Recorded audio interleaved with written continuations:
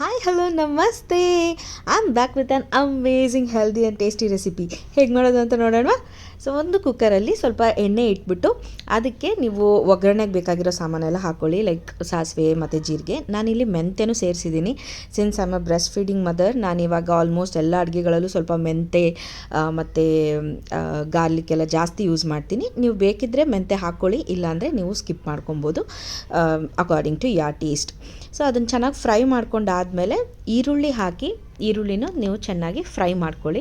So ಈ recipe specifically Andhra ತೆಲಂಗಾಣಲ್ಲಿ ತುಂಬ famous. ಇದಕ್ಕೆ ಮುನಕ್ಕಾಯಿ ಪುಲುಸು ಅಂತ ಕರೀತಾರೆ. ಲೈಕ್ ಆ ಕಡೆ ಎಲ್ಲ ಪುಲುಸು ಆ ಥರ ತುಂಬ ಜಾಸ್ತಿ ಮಾಡ್ತಾರೆ. ಲೈಕ್ ಚಾಪಲ ಪುಲುಸು, ಮುನಕ್ಕಾಯಿ ಪುಲುಸು ಮೇ ಬಿ ನೀವು ಕೇಳಿರ್ಬೋದು. ಸೊ ನಾನು ಇದನ್ನು ನಮ್ಮ ಮನೇಲಿ, ಕರ್ನಾಟಕದಲ್ಲಿ ನಮ್ಮ ಮನೇಲಿ, ಅಮ್ಮನ ಮನೇಲಿ ಯಾವತ್ತೂ ಮಾಡಿರಲಿಲ್ಲ, ತಿಂದಿರಲಿಲ್ಲ. ಸೊ ಇದು ನಮ್ಮ ಅತ್ತೆ ಮಾಡಿದ್ದು ರೆಸಿಪಿ. ಸೊ ಒಂದು ಸರ್ತಿ ನನ್ನ ಹಸ್ಬೆಂಡ್ ಮನೆಗೆ ತೊಗೊಂಬಂದು ನುಗ್ಗೆಕಾಯಿ ತೊಗೊಂಬಂದು ಒಂದು ಸರ್ತಿ ಟ್ರೈ ಮಾಡು ಅಂದರೆ ನಾನು ಟ್ರೈ ಮಾಡೋಣ ಅಂತ ಟ್ರೈ ಮಾಡಿ ನನಗೆ ಸಖತ್ ಇಷ್ಟ ಆಗಿದ್ದ ರೆಸಿಪಿ ಇದು. ಸೊ ನಿಮ್ಮ ಜೊತೆನೂ ಶೇರ್ ಮಾಡೋಣ ಅಂತ ಅಂದ್ಕೊಂಡೆ. ಎಲ್ಲ ಕಡೆ ರೆಸಿಪೀಸು ನಮ್ಮ ಕರ್ನಾಟಕದಲ್ಲೂ ಫೇಮಸ್ ಆಗಬೇಕಲ್ವಾ. ಸೊ ನೀವು ಒಂದು ಸರ್ತಿ ಟ್ರೈ ಮಾಡಿ ಅಂತ ಹೇಳೋಣ ಅಂತ ಈ ರೆಸಿಪಿನ ನಾನು ಶೇರ್ ಮಾಡ್ತಿದ್ದೀನಿ. ನೀವು ಒಂದು ಸರ್ತಿ ಟ್ರೈ ಮಾಡಿ. ಈರುಳ್ಳಿ ಚೆನ್ನಾಗಿ ಫ್ರೈ ಮಾಡ್ಕೊಳ್ಳಿ. ಅದ್ರ ಜೊತೆಗೆ ನೀವು ಕರಿಬೇವಿನ ಸೊಪ್ಪು ಮತ್ತು ಏನು ಅರಿಶಿನವನ್ನು ಹಾಕಿ ಫ್ರೈ ಮಾಡ್ಕೊಳ್ಳಿ. ನಾನಿಲ್ಲಿ ಉಪ್ಪನ್ನು ಮೊದಲೇ ಹಾಕ್ಕೊತಿದ್ದೀನಿ. ಸೊ ಏನು ಈರುಳ್ಳಿ ಚೆನ್ನಾಗಿ ಫ್ರೈ ಆಗುತ್ತೆ ಅದ್ರ ಜೊತೆಗೆ ಅಂತ. ಸೊ ಇಷ್ಟೆಲ್ಲ ಫ್ರೈ ಮಾಡ್ಕೊಂಡಾದಮೇಲೆ ಟೊಮ್ಯಾಟೋನ ಹೆಚ್ಚಿಬಿಟ್ಟು ಅದಕ್ಕೂ ಟೊಮ್ಯಾಟೋನು ಹಾಕ್ಕೊಂಡು ಚೆನ್ನಾಗಿ ಫ್ರೈ ಮಾಡ್ಕೊಳ್ಳಿ. ಈ ರೆಸಿಪಿಗೆ ಮೇನ್ ನಮಗೆ ಗ್ರೇವಿ ಬರೋದೇ ಟೊಮ್ಯಾಟೋಯಿಂದ. ಸೊ ಟೊಮ್ಯಾಟೊ ನೀವು ಎಷ್ಟು ಜಾಸ್ತಿ ಹಾಕೋತೀರಾ ಅಷ್ಟು ಚೆನ್ನಾಗಿ ಬರುತ್ತೆ. ಸೊ ನಿಮಗೆ ಟೊಮ್ಯಾಟೊ ಪೀಸಸ್ ಥರ ಬಾಯಿಗೆ ಸಿಗಬೇಕಂದ್ರೆ ಸ್ವಲ್ಪ ದೊಡ್ಡ ದೊಡ್ಡ ಪೀಸಸ್ ಕಟ್ ಮಾಡ್ಕೊಂಡು ಹಾಕ್ಕೊಬೋದು.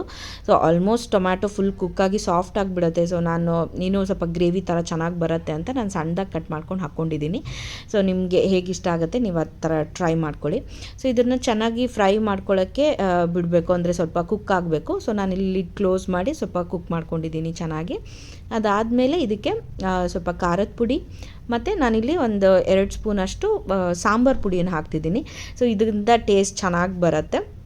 ನೀವು ಬೇಕಿದ್ದರೆ ಗರಂ ಮಸಾಲ ಇದೆಲ್ಲ ಆ್ಯಡ್ ಮಾಡ್ಕೊಬೋದು. ಬಟ್ ಈ ರೆಸಿಪಿ ಏನಂದರೆ ಎಷ್ಟು ಸಿಂಪಲಾಗಿ ಮಾಡ್ತಾರಲ್ಲ ಅಷ್ಟು ಚೆನ್ನಾಗಿ ಬರುತ್ತೆ. ಇದಕ್ಕೆ ಯಾವುದು ಲೈಕ್ ಬೇರೆ ಬೇರೆ ಮಸಾಲೆ ಎಲ್ಲ ಹಾಕೋ ನೆಸೆಸಿಟಿನೇ ಇಲ್ಲ. ಸಿಂಪಲಾಗಿ ಒಂದು ಸಾಂಬಾರು ಪೌಡರ್ ಹಾಕಿದರೆ ಬೇಕಾದಷ್ಟು ಆಯಿತು. ಸೊ ಇದು ಹಾಕ್ಕೊಂಡು ಚೆನ್ನಾಗಿ ಫ್ರೈ ಮಾಡಿ ಆದಮೇಲೆ ಇದಕ್ಕೆ ಮೇನ್ ಪುಲುಸು ಅಂದರೆ ಲೈಕ್ ಹುಳಿ. ಇದಕ್ಕೆ ಹುಳಿನೇ ಮೇನ್ ಇಂಗ್ರೀಡಿಯೆಂಟು. ಸೊ ನಾನು ಆಲ್ಮೋಸ್ಟ್ ಒಂದು ನಿಂಬೆಹಣ್ಣಿನ ಗಾತ್ರದಷ್ಟು ಏನು ಹುಣಸೆ ಹಣ್ಣನ್ನು ನೆನೆಯಕ್ಕೆ ಇಟ್ಬಿಟ್ಟು ಅದ್ರದ್ದು ರಸನೆಲ್ಲ ತೆಗೆದು ಇಲ್ಲಿ ಯೂಸ್ ಮಾಡ್ಕೋತಿದ್ದೀನಿ. ಸೊ ಹಾಕಿ ಅದಾದಮೇಲೆ ನೀವು ಹೆಚ್ಚಿಟ್ಕೊಂಡಿರೋಂಥ ನುಗ್ಗೆಕಾಯಿನ ಇದಕ್ಕೆ ಹಾಕಿ ಚೆನ್ನಾಗಿ ಮಿಕ್ಸ್ ಮಾಡ್ಕೊಳ್ಳಿ. ನುಗ್ಗೆಕಾಯಿ ನೀವು ಎಷ್ಟು ಜಾಸ್ತಿ ಹಾಕೋತೀರೋ ಅಷ್ಟು ಒಳ್ಳೆಯದು. ನುಗ್ಗೆಕಾಯಿದ್ದು ಏನೇನು ಹೆಲ್ತ್ ಬೆನಿಫಿಟ್ಸ್ ಇದೆ ಅದಂತೂ ನಾನು ಹೇಳೋದೇ ಬೇಡ ಅಂದ್ಕೊತೀನಿ. ಈಗಿನ ಟೈಮಲ್ಲಂತೂ ನುಗ್ಗೆಕಾಯಿ, ನುಗ್ಗೆ ಸೊಪ್ಪು, ನುಗ್ಗೆ ಹೂವು ಎಲ್ಲದರಲ್ಲೂ ರೆಸಿಪೀಸ್ ಬಂದುಬಿಟ್ಟಿದೆ. ಸೊ ಐ ಥಿಂಕ್ ನೀವು ಎಲ್ಲ ಟ್ರೈ ಮಾಡಿರ್ತೀರ. ನುಗ್ಗೆಕಾಯಿ ಅಂತೂ ನನಗೆ ಯಾವಾಗಲೂ ತುಂಬ ಫೇವ್ರೆಟ್. ಸೊ ಈ ರೆಸಿಪಿ ಸಕ್ಕತ್ತಾಗಿರತ್ತೆ.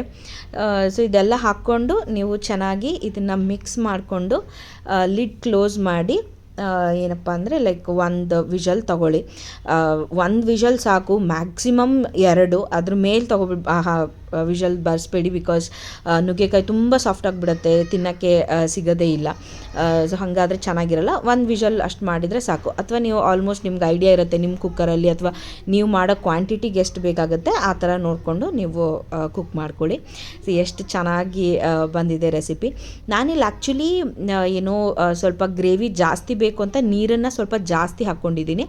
ನೀವು ಅಡ್ಜಸ್ಟ್ ಮಾಡಿಕೊಂಡು ನಿಮಗೆ ಕನ್ಸಿಸ್ಟೆನ್ಸಿ ಹೇಗೆ ಬೇಕು ಅನಿಸುತ್ತೆ, ಸ್ವಲ್ಪ ಸಾಂಬಾರು ಥರ ಜಾಸ್ತಿ ನೀರಿರಂಗಿದ್ರೆ ಆ ಥರನಾದರೂ ನೀವು ಮಾಡ್ಕೊಬೋದು. ಅಥವಾ ಸ್ವಲ್ಪ ಗಟ್ಟಿಯಾಗಿ ಬೇಕಂದರೆ ನೀರು ಸ್ವಲ್ಪ ಕಡಿಮೆ ಹಾಕಿ ನೀವು ಕುಕ್ ಮಾಡ್ಕೊಳ್ಳಿ. ಏನಪ್ಪ ರೆಡಿ ಆದಮೇಲೆ ಒಂದು ಸರ್ವಿಂಗ್ ಬೌಲ್ ಹಾಕ್ಕೊಂಡು ಬಿಸಿ ಬಿಸಿ ಅನ್ನದ ಜೊತೆ ಹಾಕ್ಕೊಂಡು ತಿಂತಿದ್ರೆ ವಾಹ್ ಎಷ್ಟು ಸಗದಾಗಿರುತ್ತೆ ಗೊತ್ತಾ. ನೀವು ಟ್ರೈ ಮಾಡಿ ಟೇಸ್ಟ್ ಹೇಗಿತ್ತು ಅಂತ ಕಮೆಂಟ್ಸಲ್ಲಿ ಖಂಡಿತ ತಿಳಿಸಿ.